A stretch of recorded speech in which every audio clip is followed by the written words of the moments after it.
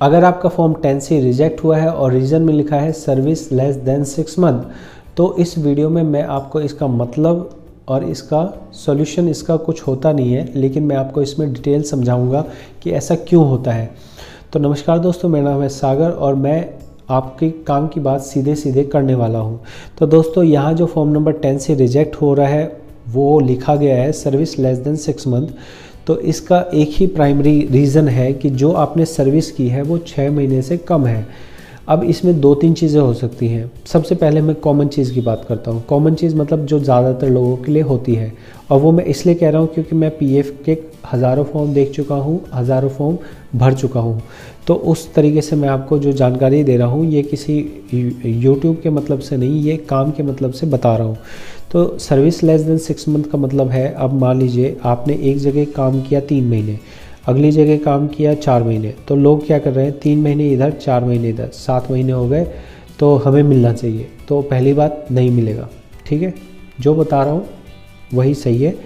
एक कंपनी में 3 महीने, दूसरी कंपनी में 4 महीने, दोनों को मिला के हो गए 7 महीने। तो अगर 6 महीने से कम है तो वो ट्रांसफ़र ही नहीं होता, तो वो मिलेगा ही नहीं। 3 महीने भी भूल जाओ, 4 महीने भी भूल जाओ। ऑप्शन नंबर 2 है कि मैंने एक ही कंपनी में काम किया है, एक कंपनी में काम किया है, वहाँ मैंने काम किया 7 महीने या 8 महीने, तो क्या मेरे को मिलेगा? तो भी कैलकुलेशन जो है पीएफ ऑफिस की तरफ से ही डिसाइड होती है। होता ये है कि जो आपने 7 महीने या 8 महीने काम किया उसके अंदर आपको आपकी छुट्टियाँ काटी जाती हैं। अब छुट्टियाँ क्या होती हैं? छुट्टियाँ क्या मतलब होता है? छुट्टियाँ का ये मतलब होता है कि जो आपके जो पीएफ जो आपने 7 महीनों में छुट्टियां की हैं वो छुट्टियां आपके वो मान लीजिए आपने 4 महीने की सर्विस की, 7 महीने की सर्विस की, तो 6 7 42 420 दिन हो गए। अब 420 दिन हो गए, अब मान लो उसमें 20 दिन की आपकी छुट्टी है, तो 20 दिन की छुट्टी हो गई, तो 420 माइनस 20। तो ऐसा करके क्या होता है, एनसीपी डेज़, जो एनसीपी डेज़ कहे जाते हैं non contributing period, NCP days को घटाया जाता है। अगर एनसीपी डेज़ घटाने पे वहाँ पे आपका 6 महीने से 1 दिन भी कम हो गया, अगर 6 महीने से 1 दिन भी कम हो गया तो आपको वहाँ पे कंसीडर नहीं किया जाएगा। एक बार इन्होंने कह दिया सर्विस लेस देन 6 मंथ, तो फिर वो आप अगर 7 महीने की सर्विस है तो भी नहीं मिलेगा, 8 महीने की सर्विस है तो भी नहीं मिलेगा, 9 महीने की सर्विस है तो भी नहीं मिलेगा, 10 महीने की सर्विस है तो भी नहीं मिलेगा।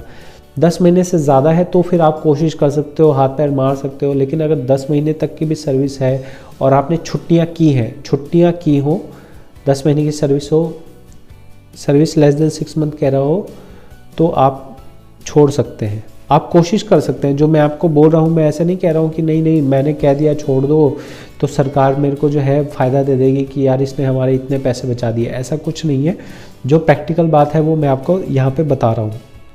तो ये हो गई दूसरे पॉइंट, जिसमें पहला पॉइंट था कि जब आपने एक छोटी सर्विस की है वो आपकी नहीं मानी जाएगी। दूसरा है कि आपने 7 महीने 8 महीने काम किया फिर भी आपको नहीं दे रहा है। और तीसरा ऑप्शन ये होता है कि आपने पिछली कंपनी में काम किया था 4 साल और अभी वाली कंपनी में आपने काम किया है 3 महीने, तो क्या आपको मिलना चाहिए?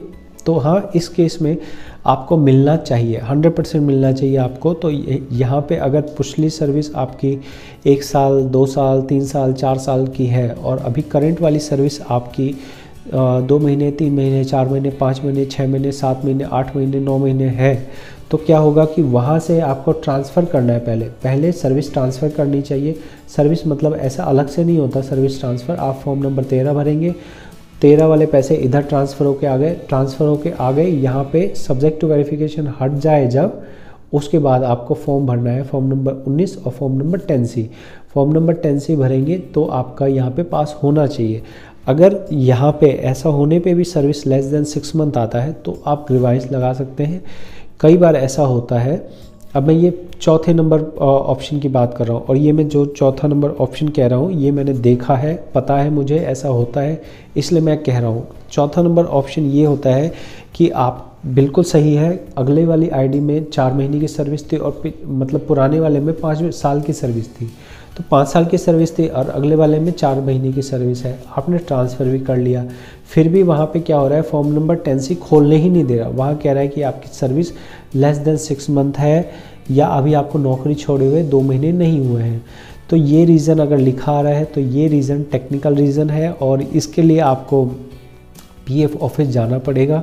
इसे आप ऑनलाइन ठीक नहीं कर सकते हैं, पीएफ ऑफिस जाना पड़ेगा। वहाँ पे जब आप मैनुअली करेंगे, फिज़िकली करेंगे, तब वो आपका रिकॉर्ड फिज़िकली चेक करेंगे। फिज़िकली रिकॉर्ड चेक करने के बाद आपका वो फॉर्म 10C वहाँ से पास करेंगे।